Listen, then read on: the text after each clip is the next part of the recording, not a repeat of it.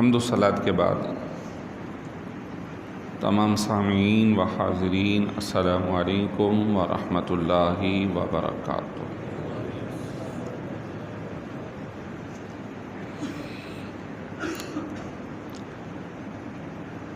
آج سورہ بقرہ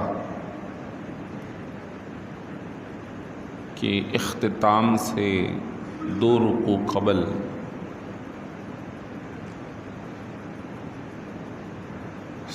آیت ربا اور ایک پورے رکوع کی آیتیں اور اس کی وضاحت پیش کرنے کا ارادہ ہے۔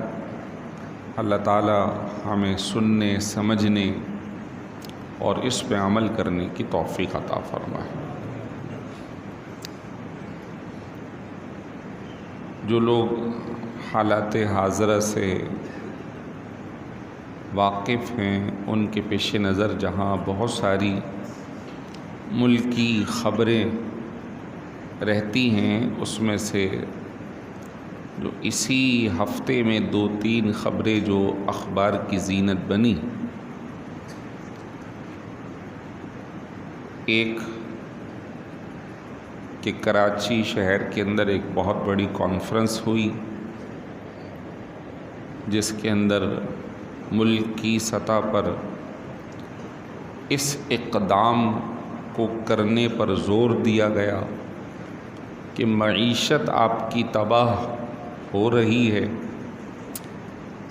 آپ اس معیشت کو سنبھالنا چاہتے ہیں تو اسلام پہ عمل کریں، سود سے جان چھڑائیں۔ اور ایک خبر ملیر علاقے کی لگی کہ ایک باپ نے اپنی 3 بیٹیوں کو اور بیوی کو اپنے ہاتھ سے قتل کر دیا، اور وجہ جو اس نے خود بتائی کہ میں نے دوسروں سے پیسہ لے رکھا تھا، وہ پیسہ فائدہ مند نہ ہو سکا، لوگ دھمکیاں دے رہے تھے، اور ہو سکتا ہے اس میں کوئی منفی پہلو بھی ہو، لوگ دنیا طلبی میں بہت آگے تک جاتے ہیں، تو وہ برداشت نہ کر سکا اور اس نے اپنی اولاد کو، بیوی کو، گھر والوں کو خود ہی ختم کر دیا اور اپنے گلے پر بھی اقدام خودکشی کی۔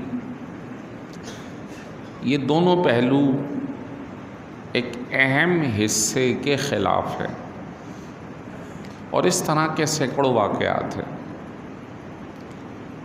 ملک تباہ ہو رہا ہے، فرد تباہ ہو رہا، خاندان ضائع ہو رہے، اور اس کی وجہ ہے شریعت مطہرہ سے لا علمی اور اس سے بغاوت۔ ایک ہے لا علمی اور ایک ہے بغاوت، معلوم ہے لیکن باغی ہیں۔ جب بھی اسلام سے بغاوت یا اسلامی تعلیمات سے بغاوت کی جائے گی، اس کا نقصان 100% ہوگا ہی ہوگا، ہوگا ہی ہوگا۔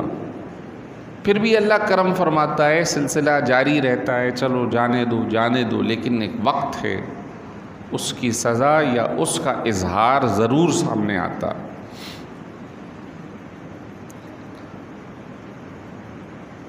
سود، جس کو قرآن نے ربا بتایا، ارشاد فرمایا جو لوگ سود کھاتے ہیں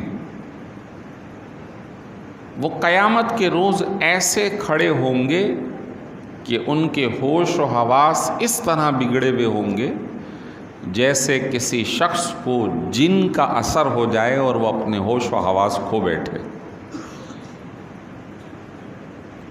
کسی پہ جن آ جائے یا جن کا اثر ہو جائے تو وہ اپنے ہوش کھو بیٹھتا، وہ چیخے مارتا ہے، اس کے منہ سے جھاگ نکلے، تھوک بہہ رہا ہو، اس کو اپنا ہوش نہیں رہتا۔ کل قیامت میں ایسے لوگوں کو جو آج بڑے مالدار اور بڑے اپنے آپ کو ویل سیٹل ظاہر کرتے ہیں، کل قیامت میں ان کی حالت جو اللہ نے فرمایا وہ انتہائی خراب ہوگی۔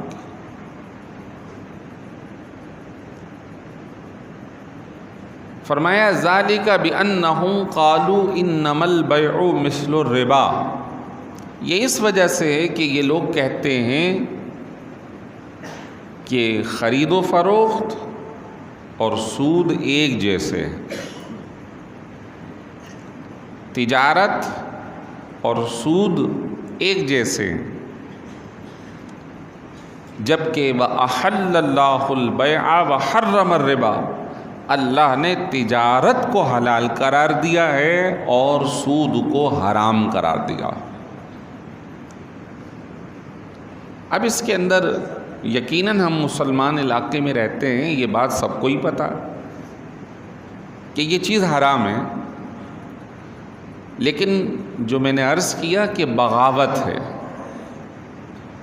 جان بوجھ کر اسلام کے خلاف جانا، یہ بغاوت اسلام ہے۔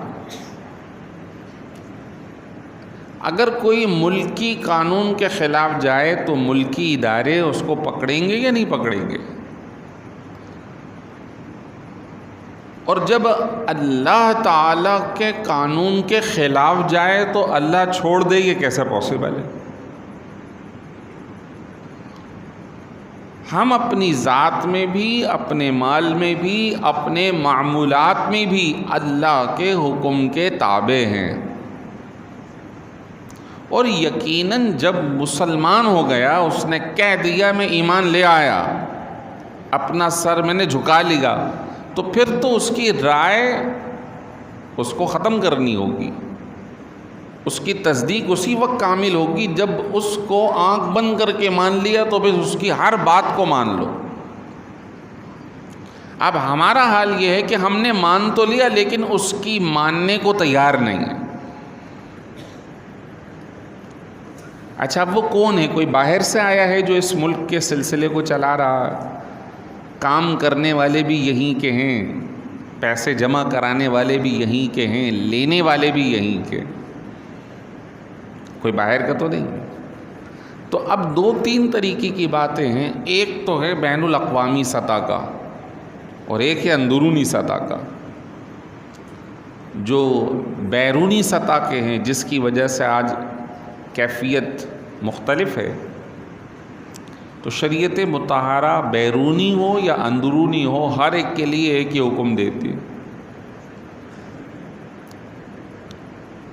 اور جو لوگ اس سے باہر نکل گئے ہیں یا نکلنے کے لیے بالکل اسٹرکٹ ہیں، ان کے معاملات اتنے بہتر ہیں کہ آپ سوچ نہیں سکتے۔ آج سے کچھ سالوں پہلے، تقریباً 2017 میں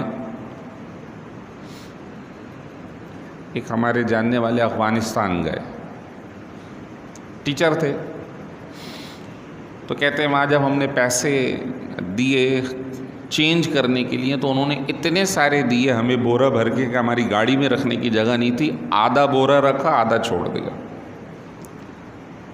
سلسلہ چل رہا تھا، لیکن اب وہی حکومت جو ان سے جان چھڑا کے 1 سال ہو یا اس سے بھی کم ہی وقت ہے، پاکستان کی کرنسی سے ڈبل کرنسی پہ کھڑے ہوئے ہیں وہ لوگ۔ ان کے ریزرو 25% سے زائد بڑھ چکے اور ہم 7 پہ 8 پہ کھڑے ہوئے۔ ہمارا والا بھاگتے ہوئے وہاں جاتا ہے بات کرنے، وہ کہتے ہیں کسی کو بات کرنا ہے تو یہاں آ کے بات کرو۔ انہوں نے اپنی کرنسی میں ٹریڈ شروع کر دی، ہمیں ڈالر نہیں چاہیے، افغانی روپے دو۔ اب وہ مہنگے داموں خریدتے ہیں، مہنگے داموں پرووائڈ کرتے ہیں، پہلے پیسہ رکھو بعد میں سامان اٹھاؤ۔ ان کی تجارت بڑھتی چلی جا رہی ہے۔ بات یہ ہے کہ جب تک ہم خود مخلص یا ہمارے افراد جو کرتا دھرتا ہیں، یہ تو ہے ملکی معاملہ، ایک ہے اندرونی معاملہ۔ اب ہوتا کیا ہے، ہم اپنے پیسوں کو بینک میں رکھتے ہیں، مجبور بھی ہیں کہ گھر پہ رکھے تو کوئی چوری کر کے لے جائے گا، ادھر سسٹم ہے نہیں، لیکن رکھتے ہیں تو انتخاب ہمارا کنونشل کا ہوتا ہے۔ اب اس کے دو پورشن بنتے ہیں، یا تو ہم کرنٹ میں ڈال رہے ہیں یا سیونگ میں ڈال رہے ہیں. اور بینک والے کوشش کرتے ہیں کہ بھائی تم تو مسلمان ہو، کرنٹ میں ڈالو، کرنٹ میں ڈالو. اور یہ کرنٹ جو ہے ان کا سب سے بہترین اکاؤنٹ ہوتا ہے، جس کے لیے وہ ترغیب بھی دلاتے ہیں. ہم آپ کو فری چیک بک دیں گے، فری ATM دیں گے، فلاں جگہ پہ آپ خرید و فروخت کریں گے، ہمارا کارڈ استعمال کریں گے، آپ کو ڈسکاؤنٹ بھی ملے گا. لیکن غور طلب بات یہ ہے کہ جب وہ کروڑوں اور ارباں روپے کرنٹ اکاؤنٹ میں رکھتے ہیں تو وہی پیسہ اٹھا کر وہ دوسروں کو سود پر دیتے ہیں. اب وہ کسی کو 17% پہ، کسی کو 16 پہ، کسی کو 15 پہ، کسی کو زیادہ، کسی کو کم. جب وہاں سے ریٹرن آ رہا ہے تو وہ 100% تو بینک کا ہو گیا. تو سب سے زیادہ پروفیٹیبل جو اکاؤنٹ ہے وہ کون سا ہے؟ Current account. اگر یہ امت مسلمہ یعنی پاکستانی لوگ کرنٹ اکاؤنٹ میں پیسہ رکھنا بند کر دیں تو یہ بینک ڈوب جائیں گے. ان کے اخراجات اتنے ہیں کہ وہ کماتے ہی ہمارے پیسوں سے ہیں. اور ہم کہتے ہیں ہم تو مسلمان ہیں، ہم تو سود لیں گے نہیں، ایک حصہ. لیکن ہماری ہی وجہ سے وہ کما رہے ہیں. تو ڈائریکٹلی نہیں لیکن انڈائریکٹلی بظاہر ہم انوالو ہو رہے ہیں.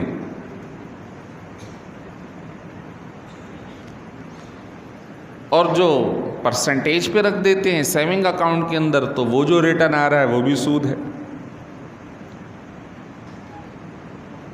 اب کر کون رہا ہے؟ رکھوا بھی ہم رہے ہیں، نکال بھی ہم رہے ہیں.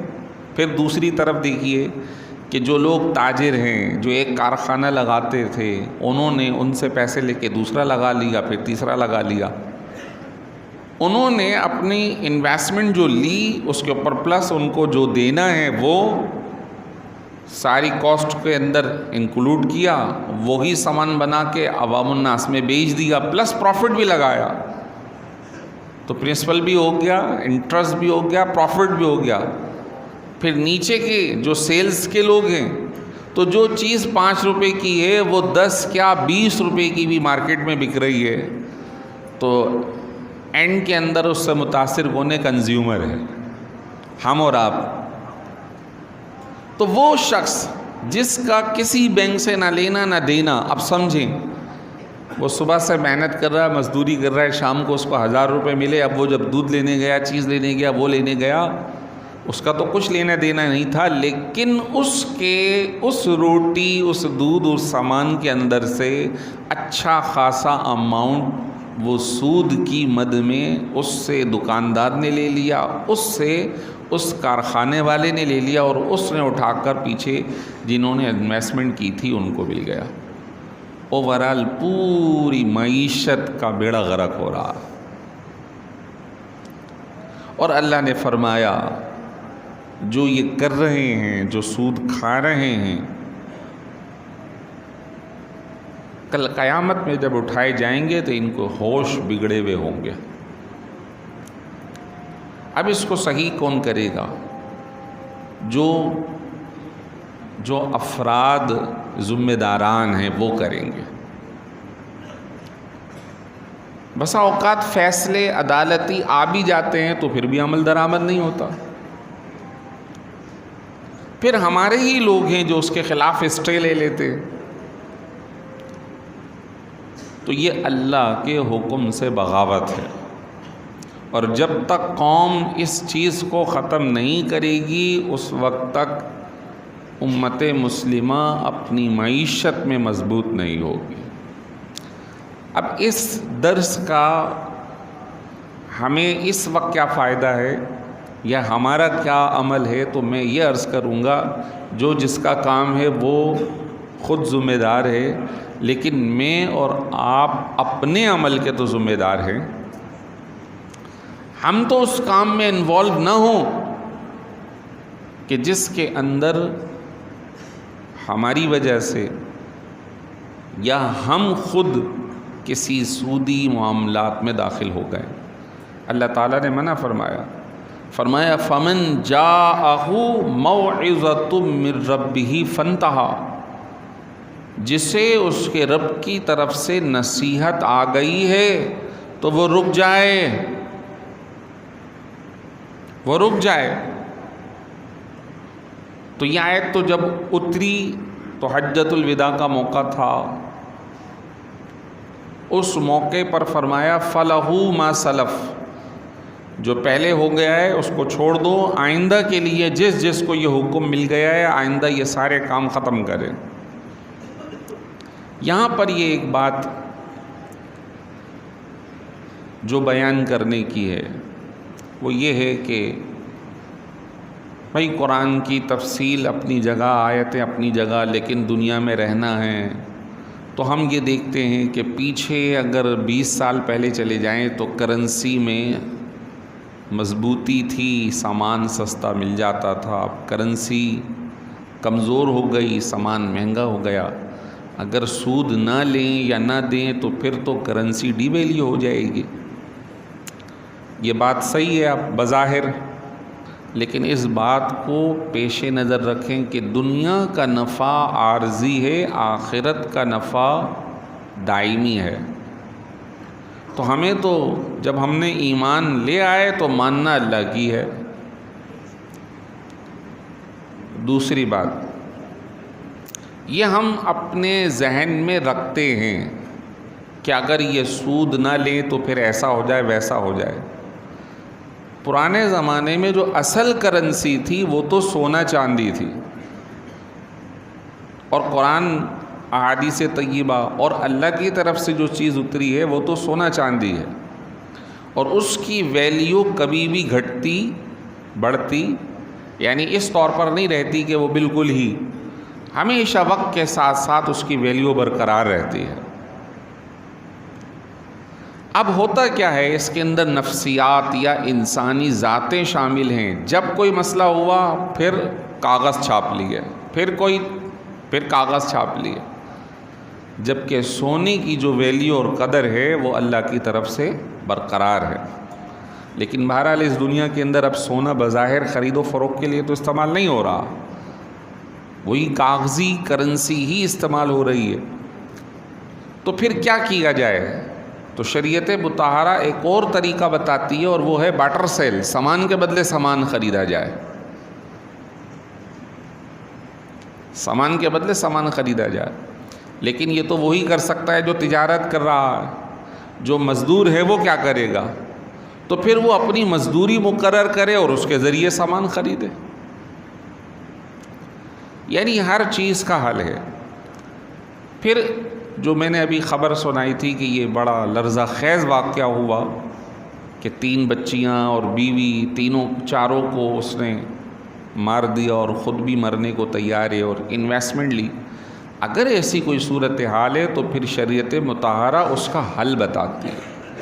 اس کا حل یہ ہے کہ اگر آپ کو کاروبار کرنا ہے تو آپ 2 کام کر سکتے ہو، یا تو پارٹنرشپ کر لو یا مداربت کر لو۔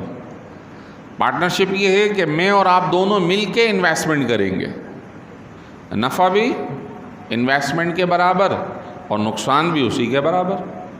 اور ایک صورت یہ ہے کہ اگر آپ کے پاس پیسہ نہیں ہے، دوسرے کے پاس پیسہ ہے، تو مداربت یہ ہے بھائی انویسٹمنٹ تمہاری ہوگی، کام ہم کریں گے، نفع ہو گیا تو دونوں نفع میں شریک ہوں گے، نقصان ہو گیا تو نقصان تمہارا ہوگا، محنت ہماری ضائع جائے گی۔ یہ ہے طریقہ شرعی۔ اب اگر اس کے کاروبار میں نقصان ہو جاتا اور شریعت کے مطابق وہ کام کرتا تو کبھی یہ نوبت نہ آتی۔ لیکن ہم تو کام کرتے ہیں انٹرسٹ بیس پر کہ ہمارا پرنسپل بھی مضبوط ہے اور ہمارا پروفٹ بھی اس کے اوپر چڑھے گا، اور اگر وہ وقت پہ ادا نہ کر سکا تو ہم اس کو رول اوور کر دیں گے، یعنی ڈبل کر دیں گے۔ یہ ساری باتیں شریعت میں ناجائز ہیں۔ اب کوئی کہے کہ بھئی دیکھو تجارت جو کر رہا ہے اگر ہم نے اسے پیسے دے دیے اور اتنے ہی واپسی لے لیے تو پھر اس نے تو نفع کما لیا، ہمارا کیا؟ تو ہم یہ کہہ تو رہے ہیں اس کا طریقہ شریعت نے بتایا کہ مداربت کرو اور اس کی تجارت میں شریک ہو جاؤ کہ اس کا پروفٹ آئے تو تمہیں بھی ملے انہیں بھی ملے۔ اور تجارتی بنیادوں پر بھی انٹرسٹ بیسڈ آپ قرض نہیں دے سکتے۔ جب یہ آیتیں اتری تو مکہ مکرمہ کے اندر بھی یہ سلسلہ اس وقت بھی رائج تھا کہ لوگ پیسے دیتے تھے، اور وہ اس وقت سونے چاندی کے سکے ہی تھے۔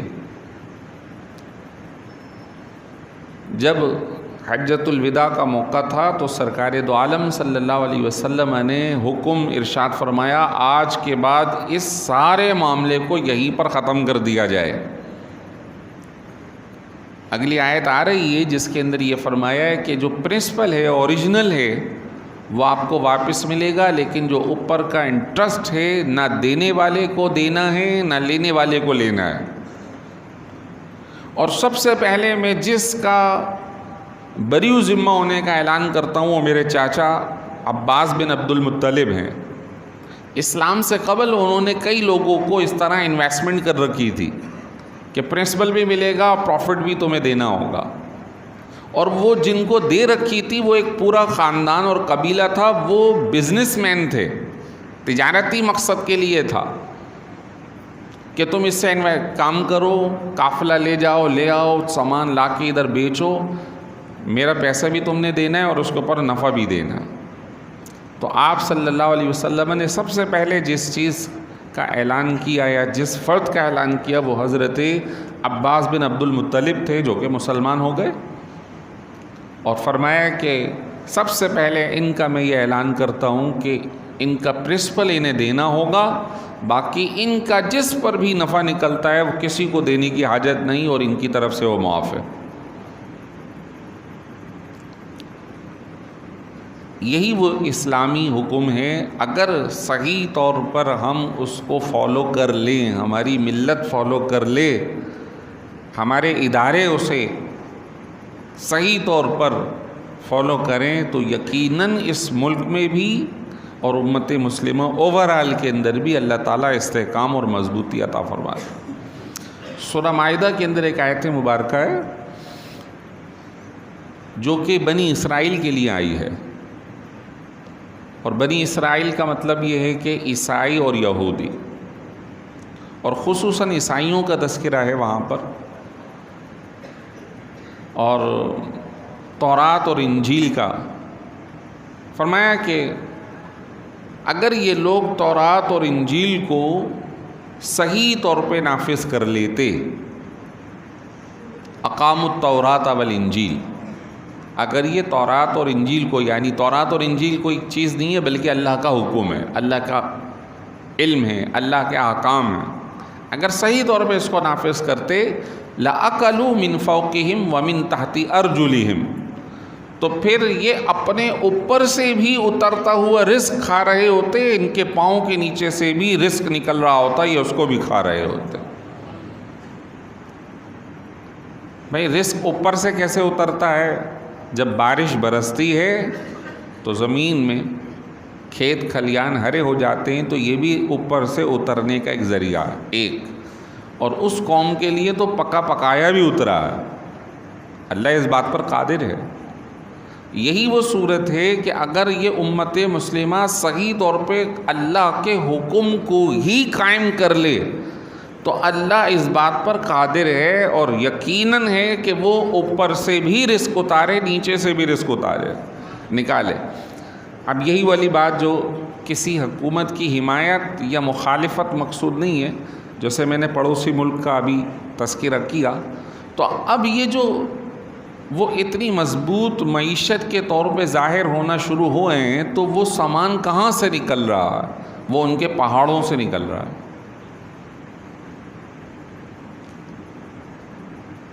کہتے ہیں کہ اس وقت لیتھیم فیوچر ہے پوری دنیا کا، گاڑیاں اس پہ ٹرانسفر ہو رہی ہیں، بیٹریاں بن رہی ہیں، موبائل کمیونیکیشن اس کے ساتھ ہے، کمپیوٹر اس کے ساتھ ہے، لیپ ٹاپ اس کے ساتھ ہے، بڑے بڑے پاور، اور لیتھیم کا ایک بڑا حصہ افغانستان میں اللہ تعالیٰ نے پیدا کر دیا ہے۔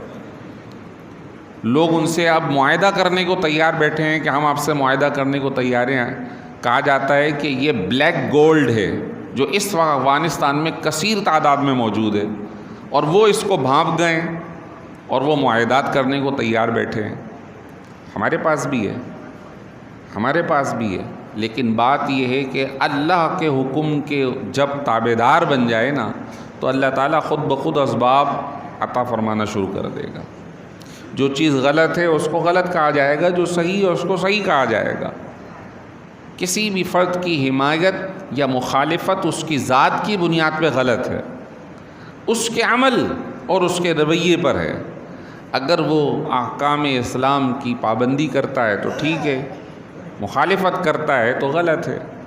اب ہمارے ملک میں پچھلے حکومت جو آئی تو انہوں نے نعرہ یہ لگایا کہ ریاست مدینہ بنائی جائے گی، لیکن ایک بھی فیصلہ ریاست مدینہ کا نہیں ہوا، بلکہ ایسی ویڈیوز باقاعدہ ریکارڈ پر ہیں. جب ان سے بات کی جاتی تھی تو وہ کبھی دائیں کی بات کرتے تھے، کبھی بائیں کی. مولانا بشیر فاروقی گئے، ان سے بات کی کہ بھئی آپ اس کے اوپر سود پہ بات کریں، وہ ویڈیو آج تک ریکارڈ ہے. انہوں نے اس کا جواب نہیں دیا. تو بتانا مقصود یہ ہے کہ ہم کسی فرد کی بات نہیں کر رہے، اوورآل معاشرے کا، انفرادی سطح پہ ہم سب کا. ہم اللہ کے ماننے والے تو ہیں لیکن اس کے حکم، اس کی بات ماننے والوں میں شامل نہیں ہو رہے. اللہ کرے کہ اس قوم کو یہ حصہ نصیب ہو جائے کہ ہم سب مل کر اللہ کے حکم کے تابعدار ہو جائے. آیت مبارکہ کو اختتام کی طرف لے کے جا رہا ہوں. فرمایا جو بھی یہ کام کرے گا، پلٹے گا، ایسے لوگ جہنمی ہیں اور ہمیشہ جہنم میں رہیں گے. یمحق اللہ الربا، اللہ نے ربا، سود کو مٹا دیا ہے، یعنی اس کی برکتیں ختم کی ہیں. بظاہر بڑھتا ہوا نظر آئے گا لیکن حقیقت میں وہ برکت سے خالی ہوگا، اس کی مصیبتیں اور مشکلات زیادہ ہوں گی. وَيُرْبِ الصَّدَقَاتِ، اور اللہ نے صدقہ و خیرات کو بڑھایا ہے. بظاہر پیسہ جاتا ہے لیکن اس کے بدلے اللہ تعالیٰ سینکڑوں عطا فرماتا. اللہ تعالیٰ کسی بھی ناشکرے کو، گناہگار کو پسند نہیں کرتا. سنو، بے شک وہ لوگ جو ایمان لائے، اچھے اعمال کرتے ہیں، نماز قائم کرتے ہیں، زکوٰۃ ادا کرتے ہیں، ان کے لیے ان کے رب کے پاس بڑا اجر رکھا ہے. انہیں کل قیامت میں نہ کوئی خوف ہوگا نہ وہ غمگین ہوں گے. اے ایمان والو، اللہ سے ڈرو، سود کو چھوڑ دو اگر تم مومن ہو. اگر تم نے ایسا نہ کیا، نہ چھوڑا، فَأْذَنُوا بِحَرْبٍ مِّنَ اللَّهِ وَرَسُولِهِ، تو پھر اللہ سے جنگ کرنے کے لیے تیار ہو جاؤ. اگر تم نے توبہ کر لی تو تمہیں اوریجنل پرنسپل مل جائے گا، نہ تم کسی دوسرے پہ ظلم کرو نہ تم پہ ظلم کیا جائے گا. اور اگر کوئی تنگ دست ہے جسے تم نے پیسہ دیا ہے اور وہ واپس لوٹانے میں پریشان ہے تو اسے مہلت دے دو. اور اگر تم چھوڑ سکتے ہو تو صدقہ کر دو. خیر لکم ان کنتم تعلمون، یہ صدقہ کر دینا، اسے چھوڑ دینا، بالکل ہی معاف کر دینا تمہارے لیے بہت بہتر ہے. قرآن پاک کی آیت بعض تفسیر کے مطابق سب سے آخری آیت یہ ہے جو کہ سود کے حکم پر اور قرآن کے اختتام پہ اتری ہے. وَاتَّقُوا، لوگو ڈرو، یومن، اس دن سے، ترجعون فیہ الی اللہ، کہ جس دن تم سب کو اللہ کے پاس لے جایا جائے گا. ثم توفی کل نفس ما کسبت، اور جس نفس نے جو کیا اسے اس کا پورا پورا بدلہ دیا جائے گا. وہم لا یظلمون، اور ان پہ ظلم نہیں کیا جائے گا. اللہ سے ڈرو. اللہ ہمیں تقوی اور طہارت عطا فرمائے، عمل کی توفیق عطا فرمائے. وآخر دعوانا الحمدللہ رب العالمین.